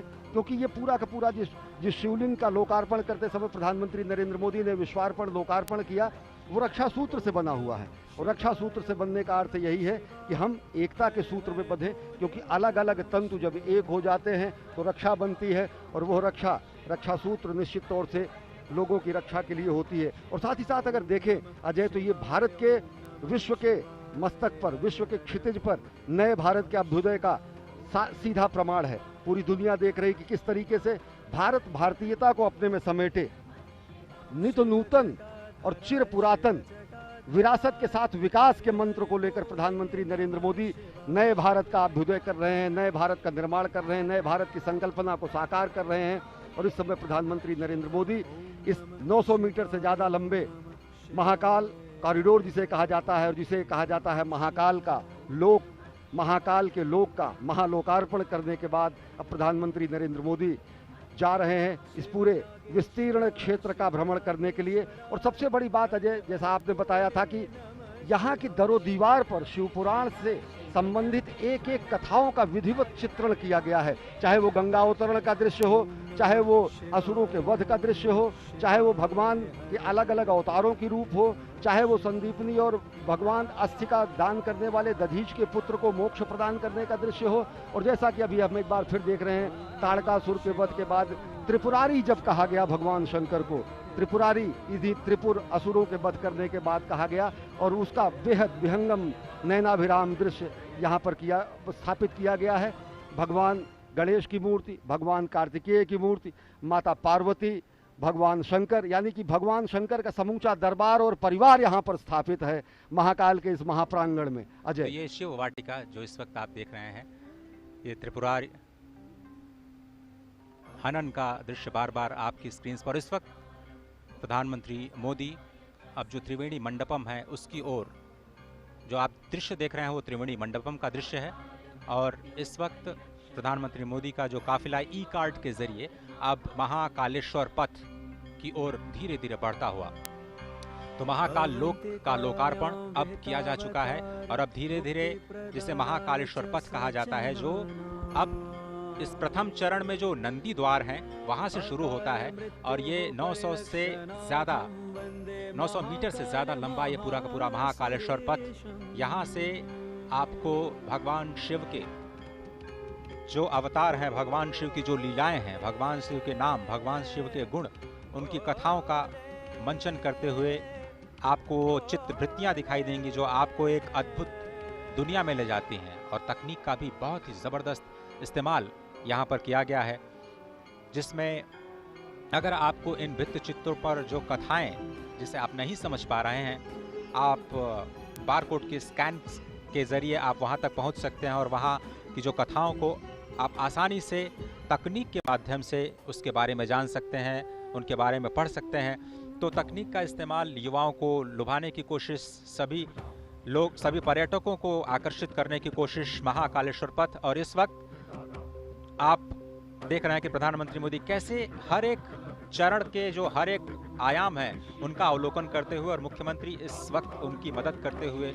इस पूरे के पूरे महाकाल लोक के अलग अलग जो आयाम हैं, अलग अलग जो प्रतिष्ठाएं हैं, उनके बारे में बताते हुए। और इस वक्त आप देख रहे हैं कि धीरे धीरे वो महाकालेश्वर पथ की ओर जाते हुए अब यही पथ आपको सीधे महाकाल के मंदिर के मुख्य द्वार तक ले जाएगा, जहां पर आप अपनी पूजा अर्चना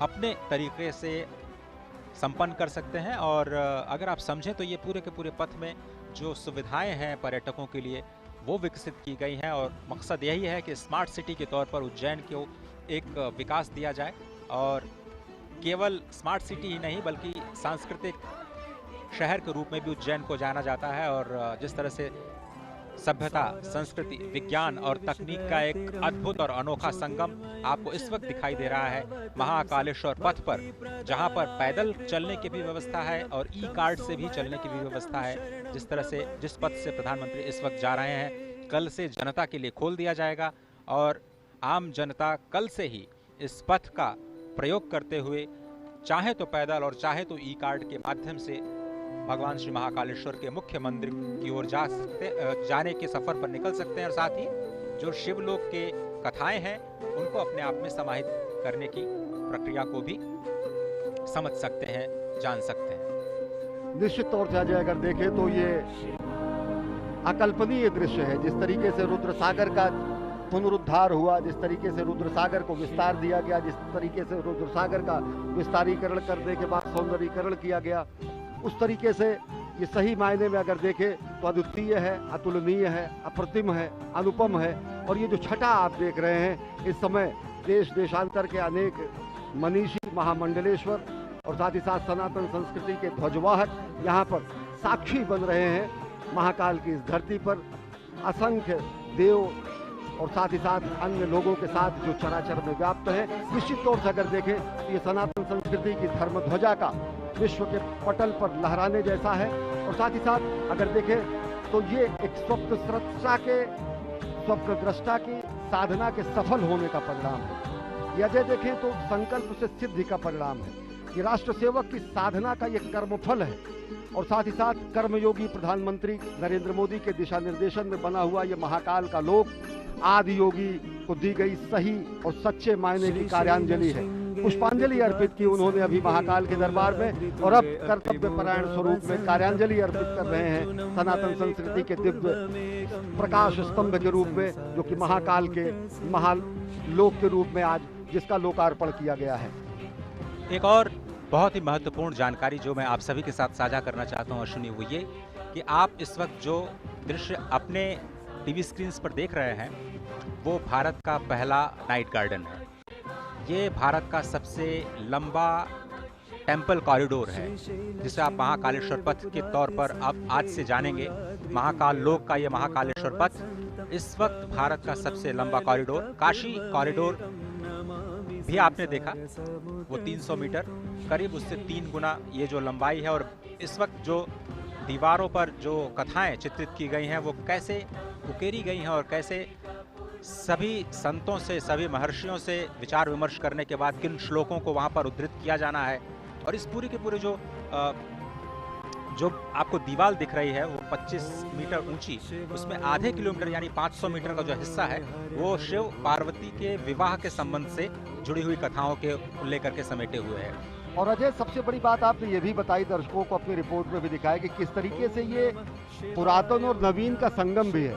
इन सभी भित्ति चित्रों पर उससे संदर्भित एक बारकोड लगाया गया है। उस बारकोड को कोई भी श्रद्धालु, कोई भी दर्शनार्थी आके उसको स्कैन कर सकता है, और अगर जब वो स्कैन करेगा तो सीधे वो वेब संजाल के वेब पेज के उस वेब पेज पर पहुंच जाएगा, जो कि जहां पर उससे संदर्भित कथा कही गई है। तो पूरा का पूरा शिव पुराण के पुरातन स्वरूप को नवीनतम रूप में व्याख्यायित करते हुए, और ये 108 स्तंभों की जो ये वलयावली है, जो ये अहोरात्र चलने वाला महायज्ञ जैसा है, जो असंख्य दीपों से सुसज्जित इस समय उज्जैनी है, निश्चित तौर से अगर इसका साक्षी बनने के लिए हम, आप और साथ ही साथ ये समूचे सनातन संस्कृति के लोग धन्य हैं, क्योंकि ये एक तरीके से कायांतरण है। ये महालोक का निर्माण समूचे उज्जैन और उस परिसर का कायांतरण है, रूपांतरण है, जो नयनाभिराम स्वरूप में आप देख रहे हैं। अजय, स्वागत है आप सभी का भारत के पहले नाइट गार्डन में। इस वक्त जो आप तस्वीरें देख रहे हैं, श्री महाकाल लोक के नाइट गार्डन में भगवान शिव की लीलाओं पर आधारित ऐसी 190 मूर्तियां स्थापित की जानी हैं। 2 चरणों में ये कार्यक्रम संपन्न होना है। अभी तो सिर्फ पहला चरण पूरा हुआ है। स्मार्ट सिटी परियोजना के तहत उज्जैन को विकसित करने की ये जो योजना है, उसके दूसरे चरण का कार्य मार्च 2024 तक पूरा होने की संभावना, उम्मीद जताई जा रही है।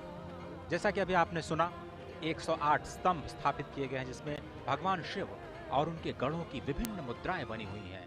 और आप देखें, स्वयं महाकाल के रूप में जो लोक कलाकार हैं, और 750 से ज़्यादा लोक कलाकार देश के अलग अलग हिस्सों से अपने कार्यक्रम का, सांस्कृतिक कार्यक्रम को प्रदर्शित करते हुए इस वक्त आपकी टेलीविजन स्क्रीन पर नजर आ रहे हैं। श्री महाकाल लोक में 18 फीट की 8 प्रतिमाएं हैं, जिसमें नटराज, भगवान शिव के पुत्र गणेश और कार्तिकेय, दत्तात्रेय अवतार, पंचमुखी हनुमान, चंद्रशेखर महादेव की कहानी, शिव और सती और समुद्र मंथन जैसे विहंगम दृश्य शामिल हैं। उसके बाद थोड़ी सी उससे कम ऊंची 15 फीट की जो प्रतिमाएं हैं उनकी संख्या 23 है, जिसमें आपको शिव के तांडव नृत्य का एक तरह से अवलोकन करने को मिलेगा। और ये जो आप देख रहे हैं मूर्ति, वो भगवान शिव के विवाह की जो झांकी है वो दिखा रही है। और इसके साथ ही जो मध्य प्रदेश की पारंपरिक लोक कला है, कैसे आप अध्यात्म के जरिए अपने आप को जोड़ पाते हैं, वो इसमें शिव नृत्य और शिव के विवाह के जो प्रसंग हैं उनके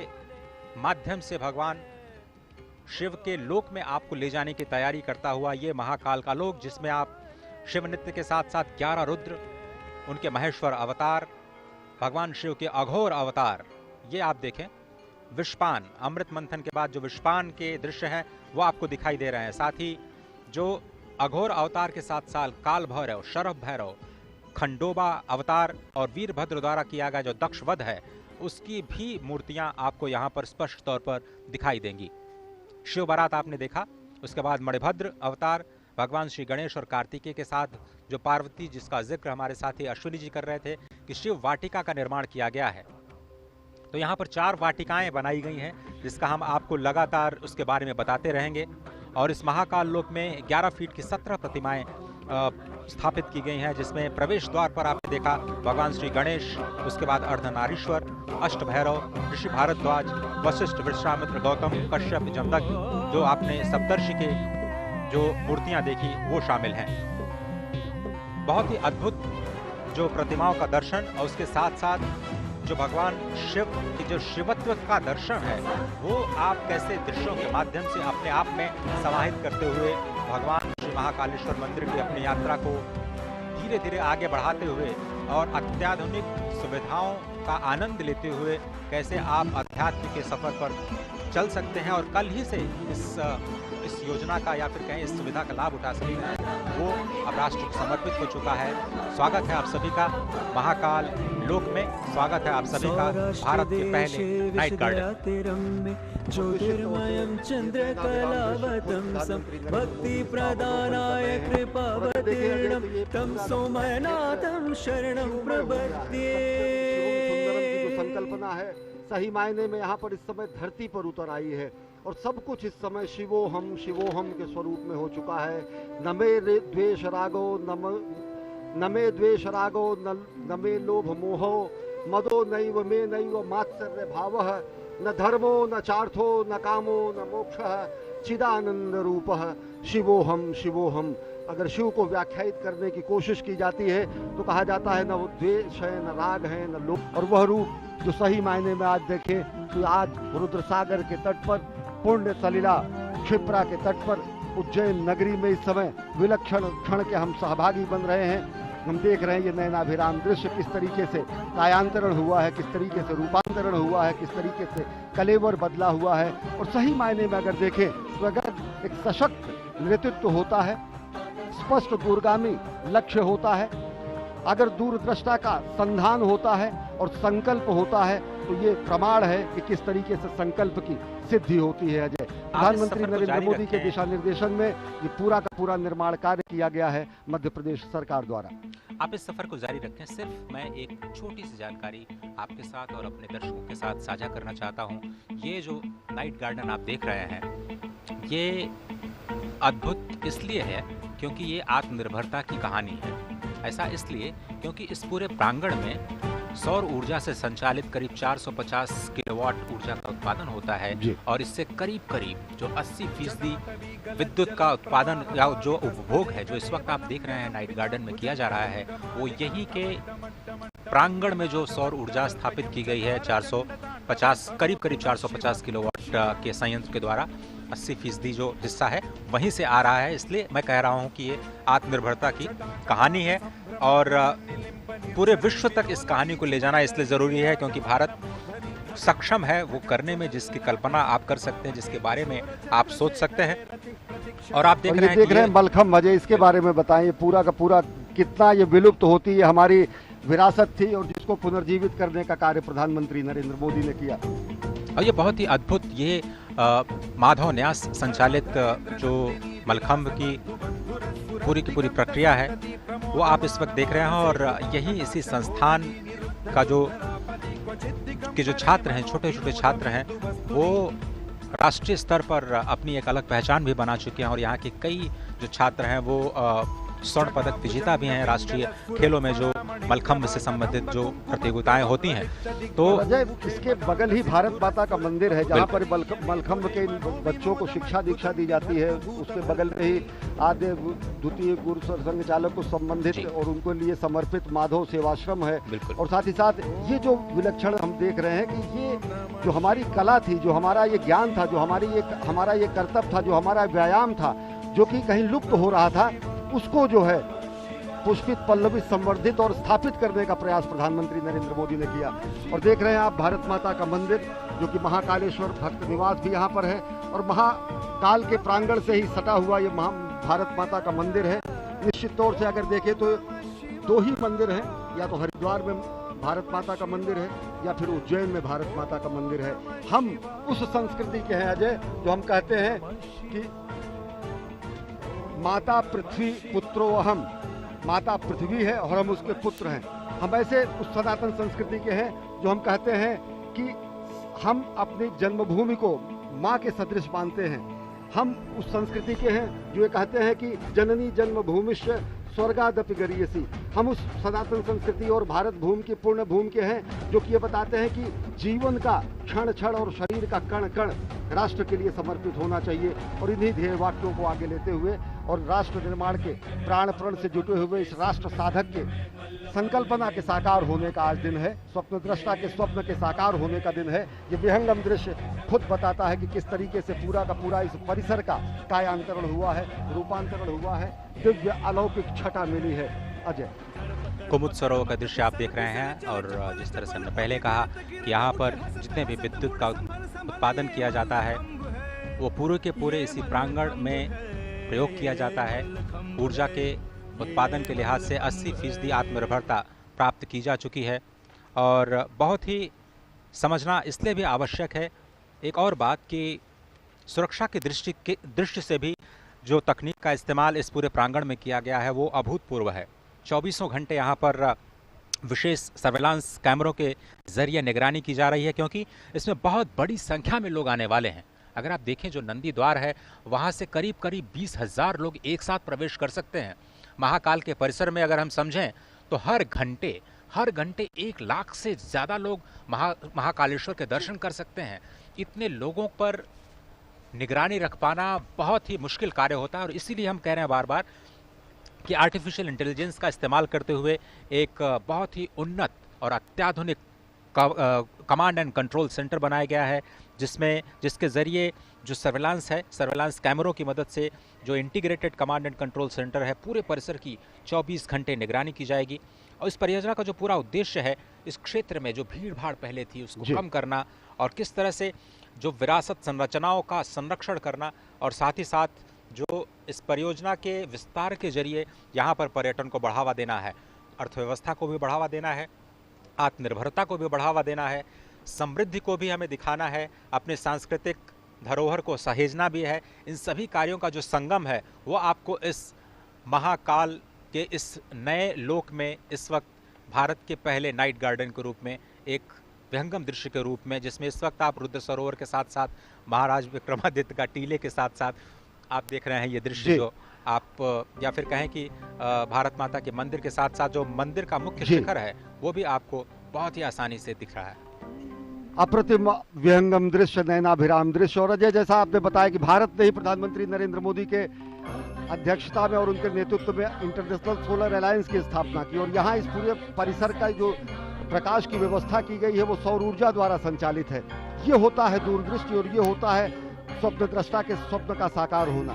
निश्चित तौर से अगर देखें तो भारतीय संस्कृति और भारतीय जो संस्कृति के पुनर्स्थापना का जो ये संक्रांति काल है इसको इस रूप में देखा जा सकता है। वास्तव में ये सांस्कृतिक पुनर्जागरण का काल है। हमने वो दौर भी देखा जब भारत भारतीयता के नाम से लोग मुंह छिपाते और मुंह चुराते हुए भी शासन करते हुए लोग दिखे, लेकिन आज गर्व से सबको अपने में एक रक्षा सूत्र के रूप में समेटे हुए भारत भारतीयता का जयगान और जयघोष करते हुए विश्व के पटल पर एक नए भारत का अभ्युदय हो रहा है और वो प्रधानमंत्री नरेंद्र मोदी के सबल सशक्त नेतृत्व में हो रहा है। निश्चित तौर से दुनिया देख रही है भारत के नए शक्तिबोध को, दुनिया आज देख रही है भारत के नए सौंदर्य बोध को, दुनिया देख रही है आज भारत के नए अभ्युदय को। और निश्चित तौर से अगर देखें तो भारत भारतीयता को भारत भारतीयता को किसी धर्म विशेष के रूप में नहीं व्याख्यायित किया जा सकता है। भारत भारतीयता को किसी एक रूप में नहीं व्याख्यायित किया जा सकता है। स्पष्ट तरीके से कहा गया है, उत्तरे हिमालयश्च दक्षिणे, जो उत्तर में हिमालय है और साथ ही साथ दक्षिण में जो हमारी स्थिति है महासागर के दक्षिण में और हिमालय के उत्तर में जो समूची धरा है वो धरा भारत और भारतीयों की धरा है। ये महाघोष हमने ईसा पूर्व शताब्दियों पहले अपने पुराणों और वेदों में इसका उद्घोष किया। निश्चित तौर से अगर देखें तो आज नैनाभिराम छटा देखकर विश्व गदगद होगा, सनातन संस्कृति भारत भारतीयता आज आह्लादित होगी और निश्चित तौर से भारत के नए अभ्युदय का दिन है।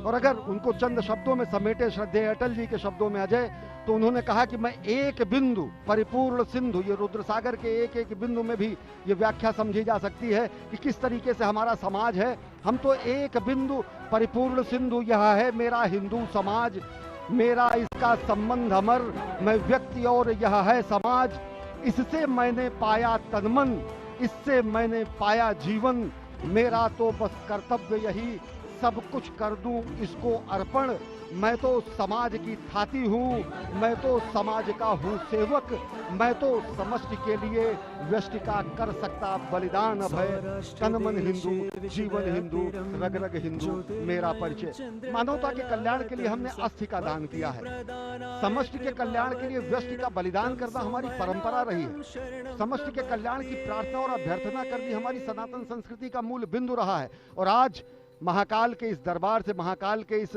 महालोक के लोकार्पण और विश्वार्पण के बाद दुनिया देख रही है कि किस तरीके से भारत और भारतीयता विश्व पटल पर नए स्वरूप में अभ्युदय हो रहा है। उसका नए नेतृत्व, सबल सशक्त नेतृत्व में भारत और भारतीयता जगत गुरु बनने की तरफ अग्रसर है। अजय, सीधा प्रसारण आप उज्जैन से देख रहे थे। इस दृश्य को क्या कहा जाए, नैनाभिराम दृश्य, और पूरा ब्यौरा सुना रहे थे हमारे दो सहयोगी अजय मिश्र और अश्विनी मिश्र। और अब से कुछ ही देर पहले प्रधानमंत्री